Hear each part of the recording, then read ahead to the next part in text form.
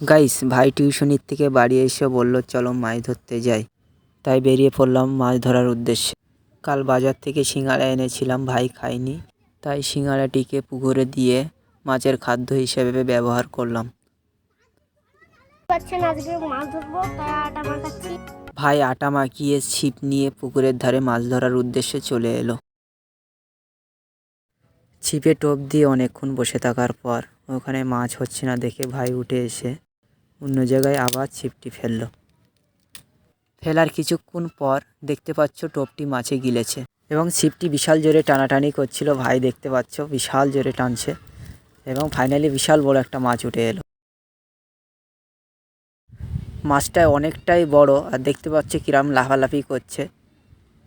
তারপর ভাই খুব সাবধানের সাথে মাছটিকে ছাড়িয়ে কি বলল তোমরাই শোনো। অনেকটা ডিম আছে, বাচ্চা ওটা ছেড়ে দিচ্ছে।